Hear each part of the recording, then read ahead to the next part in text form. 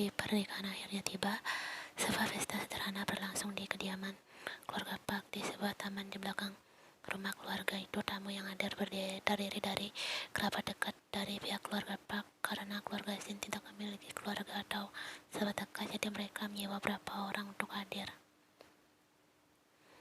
membuat seolah mereka adalah kerabat demi menjaga nama baik mereka di depan keluarga Park. Dan total tamu yang hadir hanya 30 orang saja. Saat ini, tak jauh dari tempat pendeta berdiri, dia berdiri dengan setelan hitam yang pas di tubuh tingginya. Dasi kupu-kupu pilihannya juga tampak pas di bagian leher kemeja yang dia kenakan. Tak lama kemudian, Theo memutar tubuh saat suara tepuk tangan mulai terdengar. Ketika Theo melihat ke ujung altar, Ian muncul dari sana bersama sang ayah.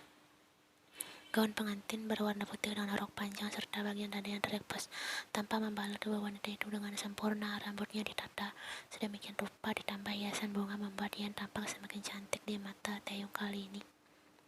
Taeyong pernah melihat ini sebelumnya beberapa hari yang lalu ketika dia dan ibunya menemani Ian ke butik untuk memilih gaun pengantin, tapi rasanya sungguh berbeda melihat Ian mengenakan gaun itu di hari pernikahan mereka saat ini. Ya, rasanya berbeda. Taeyong yang larut dalam dan melamun, bahkan tak sadar jika Ian serta sang ayah kini sudah ada di hadapannya. Taeyong terkesiap saat Tuan Shin menyentuh tangannya setelah sadar. Tuan Shin hanya tersenyum maklum sementara Ian masih memasang ekspresi wajah seperti biasanya, terkesan dingin. Lalu Ian melepas rangkulan tangannya dari tangan ayah dan beralih pada Taeyong berdiri di samping pria itu. Tuan Shin menatap Ian sedikit kesal. Bagaimana tidak, dia belum mengucapkan kata penyerahan Ian pada Taeyong, tapi wanita itu langsung pergi begitu saja dari sisinya, dan di muka Ian yang terkesan tak sabaran buat Tuan dan Nyonya Park hanya bisa.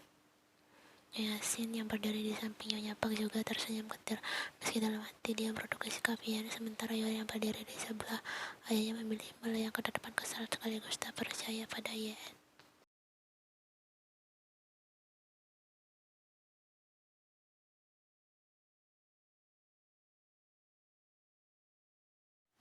Beberapa saat kemudian, setelah acara pengucapan janji setia itu mereka lakukan dengan tidak lancar karena Taeyong harus mengulang sampai 3 kali karena dia telah lalu gugup hingga tidak bisa berucap dengan benar. Mereka kemudian berjalan bergandengan menyusuri altar ditemani tepuk tangan yang meriah dari para undangan. Taeyong dan Ian menghentikan langkah kaki mereka di tengah altar. Mereka berdiri saling berhadapan dan saling menyelamatkan cincin berwarna perak di jari manis pasangan. Taeyong tidak bisa menahan senyum bahagianya. Taeyong masih sibuk menatap cincin di jari manisnya, lalu terdengar Ian tiba-tiba bersuara, "Kalau itu lakukan sekarang." Taeyong pun mengangkat wajahnya menatap Ian dengan tatapan bingung. Ian mendengus kesal, "Baju ini sangat berat, kau tahu aku lelah dan cepat kau lakukan karena semua orang sudah menunggu." Taeyong mengerjap bingung, dia tak mengerti dengan apa yang Ian katakan saat ini. "Ciuman," bisik Ian dengan geram. "Kau tidak melihat semua orang sedang menunggu kita untuk berciuman." Dia mengerjap cepat, dia pun memperhatikan sekitar dan mendapati orang-orang memang sedang menunggu sesuatu yang ingin mereka lihat.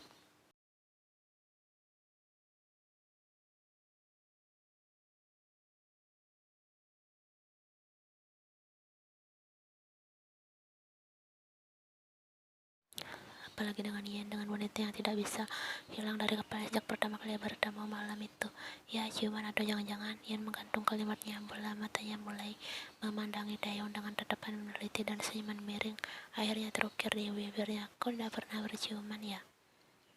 Taeyong semakin gugup, dia mengerjap dengan kedua tangannya kini mulai memilin-milin ujung jasnya. Aku. Taeyong tidak melanjutkan kalimatnya saat Ian tiba-tiba mendekat ke arahnya, membuat Taeyong semakin mematung ketika Ian kini menempelkan dadanya pada dada bidang Taeyong. Kemudian wanita itu mengalungkan kedua tangannya di leher Taeyong dan menatap Taeyong sambil tersenyum seduktif. Kedua tangan Taeyong kini mengepal arah di sisi samping, matanya melebar. "Kau tidak pernah berciuman, benar kan?" Taeyong tak bisa menjawab. Untuk sekedar bernafas saja terasa sulit. Di sekitar tepukan tangan dari tamu undangan terdengar semakin meriah saat Ian mulai menarik tengkuk Taeyong. Lalu ketika bibir serta ujung hidung mereka kini hampir bersentuhan, Taeyong semakin membelalakan matanya, sedangkan satu tangan Ian meremas rambut Taeyong seraya berbisik, "Jika begitu aku akan memberitahumu apa itu ciuman, Kim Taeyong." Ian tersenyum miring, nutup matanya lalu Detik berikutnya, Taeyong merasakan jantungnya seakan turun ke dasar perut saat benda yang lembut itu menyentuh bibirnya. Kedua tangannya mengepal erat di sisi tubuh saat bibir Yan kini tidak lagi diam, mulai bergerak dan permukaan bibir Taeyong membuat Taeyong merasakan jantungnya. Dan yang tengah-tengah rasa aneh itu, Taeyong juga merasakan ada ribuan kupu-kupu sedang menggelitiki perutnya, menimbulkan sensasi geli yang menyenangkan membuat Taeyong yang terus merasakannya. Ya, rasa manis dari bibir yang lembut itu, Taeyong mulai tertarik untuk ikut merasakannya, hingga tanpa sadar kelopak matanya kini mulai tertutup perlahan.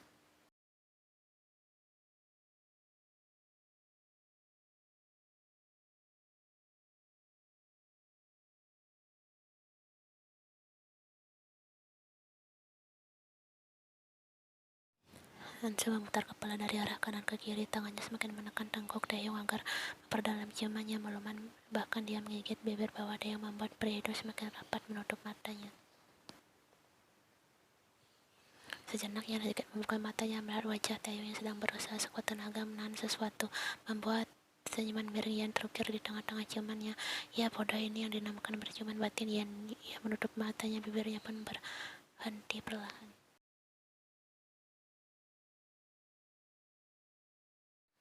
Ketika Yan hendak menarik wajahnya, dia tersentak karena tiba-tiba kedua tangan Taeyong menarik pinggangnya, membuat tubuh mereka semakin menempel. Lalu Taeyong mulai mengelus punggung Yan sambil menggerakkan bibirnya. Dia mulai berani membalas ciuman Yan yang tadi wanita itu berikan padanya.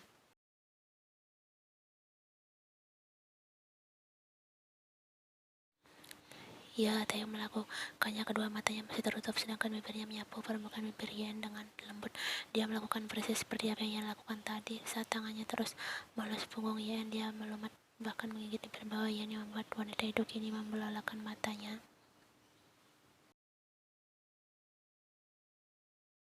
Setelah Taeyong melakukan ciuman panjang itu, seorang diri dia menghentikan pergerakan bibirnya, membuka mata perlahan, menjauhkan bibir mereka dengan perlahan, lalu menatap Yan dengan senyuman lembut. Setelah itu, tepuk tangan para tamu undangan semakin meriah di ujung sana. Keluarga Taeyong serta keluarga Yan menyaksikan adegan barusan dengan tatapan tak percaya, tak menyangka ternyata Taeyong benar-benar mampu melakukannya. Pada awalnya, Yan melakukan ciuman itu hanya untuk bermain-main dan memberikan pertunjukan pada pria yang dia anggap bodoh itu. Ia tanpa jelas bahwa Taeyong belum pernah melakukannya. Jadi Yan yakin pria itu tidak akan melakukan apapun padanya, apalagi membalas ciumannya.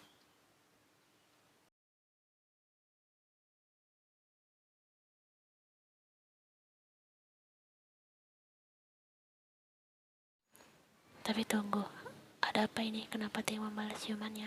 Dan dari banyak pria yang pernah berciuman dengannya, ciuman Taeyong menjadi satu-satunya ciuman yang menciptakan perasaan aneh dalam diri Yan. Seakan ciuman Taeyong berhasil memberikan sensasi aneh yang belum pernah Yan rasakan sebelumnya.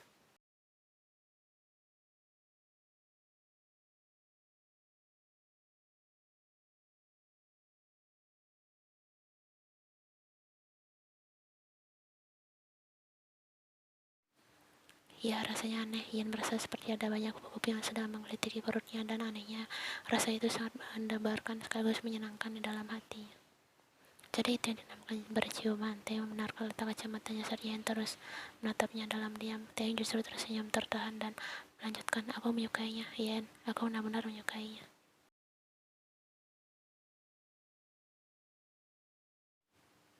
Pesta pernikahan Taeyong dan Yan berakhir dari jam 6 sore ini. Setelah melakukan beberapa persiapan, tepat jam 8 malam, keluarga Park dan keluarga Shin mengantar putra-putri mereka sampai di halaman depan gedung apartemen, membiarkan Taeyong dan Yan pergi ke apartemen mereka. Setelah itu, para orang tua ada pertemuan di restoran yang terkenal di kota itu.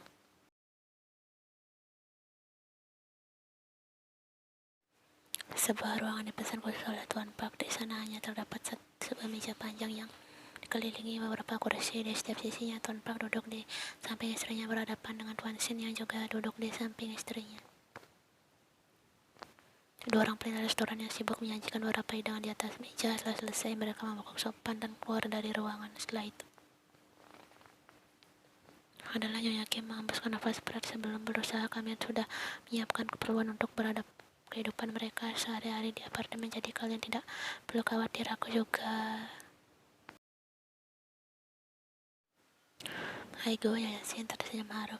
Dan itu hanyalah pura-pura saja. Kami tidak tahu harus melakukan Apalagi selain berterima kasih, Tuan dan Nyonya, terima kasih sudah memberikan kehidupan yang baik untuk putri kami. Ya benar, Sir Tuan Shin. Terima kasih banyak atas bantuan kalian.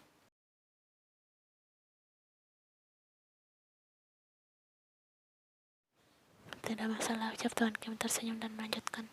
Sekarang Yan sudah menjadi istri Taeyong, jadi kami menganggap Yan seperti anak kami sendiri, dan soal janji yang dibuat oleh kakek mereka dulu, aku sudah menyiapkan semuanya saat ini. Tuan Kim lalu merogoh sesuatu di saku jasnya. Melihat ini, itu membuat Tan dan Nyonya Shin saling menatap disertai senyuman tipis yang kini tergambar di wajah mereka. Ini, Tuan Kim mengeluarkan sebuah amplop berwarna coklat yang dia letakkan di atas meja dan mendorongnya di ke depan Tuan Shin. Di dalamnya ada buku tabungan, kunci mobil, dan kunci rumah yang posisinya tak jauh dari bendera Incheon. Jumlah semua harta itu sama dengan jumlah yang sudah dijanjikan oleh ayahku dan ayahmu.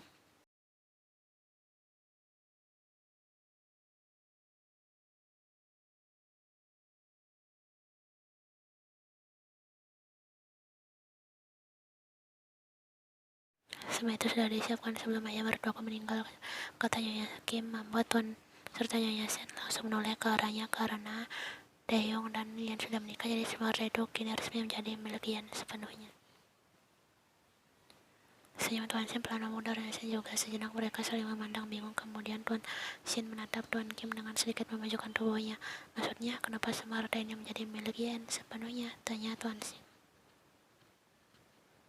Tuan Kim tersenyum. Bukanlah perjanjiannya memang begitu. Ayahku berjanji akan memberikan harta itu pada keturunan ayahmu yang bersedia menikah dengan keluarga kami. Jadi, sudah jelas Yanlah yang berhak atas harta itu. Kami memutuskan untuk memberitahu kalian lebih dahulu karena kami pikir kalian perlu tahu hal ini.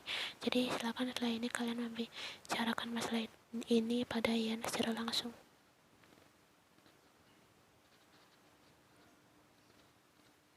Tuan Shin terdiam sebelum menjawab. Iya, jadi begitu, ucapnya lalu kembali bersandar di sandaran kursi. Pandangannya menunduk dan kedua tangannya mengepal arah di atas pahanya, dan Nyonya Shin yang menyadari sikap suaminya hanya bisa tersenyum tipis dan yang dipaksakan. Oh ya, Nyonya Kim bersuara, sebelum semua makanan ini menjadi dingin, sebaiknya kita cepat nikmati dulu. Tuan dan Nyonya Shin hanya bisa mengangguk sambil berpura-pura tersenyum ketika Tuan serta Nyonya Kim mulai menikmati hidangannya, dan Nyonya Shin saling memandang sebentar, lama-lama mendengus sebelum ikut menikmati makan malam itu.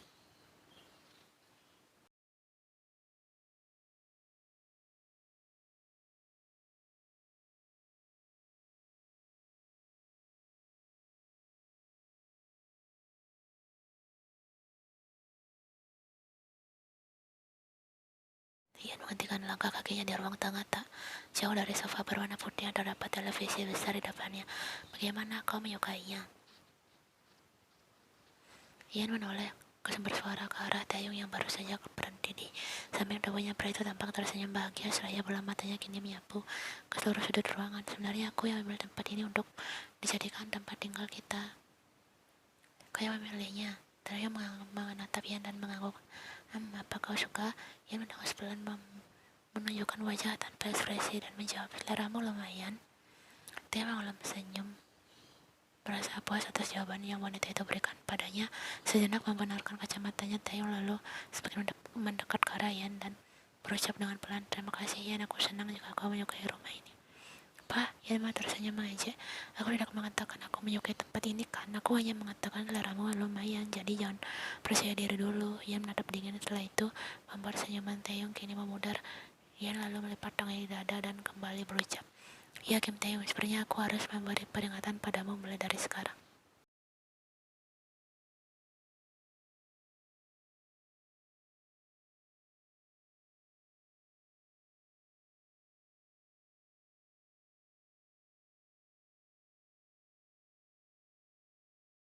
Tapi Yan Taeyong masih menunjukkan ekspresi bingung dengan jari jemarinya mulai bertaut. Bukankah suami istri itu tidur di kamar yang sama, dan jika kau ingin kamar itu menjadi milikmu, aku harus tidur di mana? Tidur saja di sofa ini, jawab Yan mereka sekilas ke arah sofa di samping mereka. Kau hanya boleh masuk ke kamar saat kau ingin ke kamar mandi atau ingin mengganti pakaian. Lain itu kau tidak boleh masuk ke kamar, apalagi mengganggu saat aku sedang tidur. Kau mengerti? Kelopak mata yang berkedip cepat, jari-jarinya pun mulai bergerak dengan gusar. Tapi Yan, Aku tidak ingin ada penolakan, selain dengan nada ketus. Dan satu lagi, Ian mengambil langkah maju ke depan. Taeyong membalas tatapan cemas Taeyong dengan sorot mata yang tajam. Pernikahan dan semua hal tentang istri yang sudah kau pelajari sebelumnya, jangan pernah mengatakan hal semacam itu di depanku. Kau harus tahu satu hal, Kim Taeyong, aku bukan seorang istri seperti yang kau bayangkan selama ini. Ia lalu mundur, berbalik dan melangkah dengan tegas menuju kamarnya. Dia masuk meninggalkan ban dengan pintu yang terdengar keras dan menyisakan Taeyong yang kini terdiam di tempat. Perlahan Taeyong berbalik memperhatikan dua koper besar yang terletak tak jauh dari pintu apartemen, kemudian balik ke arah pintu kamar dan memandangi pintu itu lekat. Ia tidak mungkin, Taeyong menggantung kalimatnya setelah beberapa saat dia masukkan senyumnya menepis pikiran buruk tentang Ian yang tiba-tiba muncul di benaknya. Mungkin Ian hanya lelah saja. Taeyong tersenyum dulu. Tidak apa-apa jika Ian ingin tidur di kamar, aku akan tidur di sini. Jika Ian senang, aku juga harus senang. Taeyong mengangguk beberapa kali. Ya, seorang suami seharusnya seperti itu. Taeyong membenarkan letak kacamatanya, menurunkan jari jemarinya yang memandang jejak kepergian Ian dengan senyuman lembut. Aku akan berusaha untuk selalu membahagiakanmu, Ian, aku janji.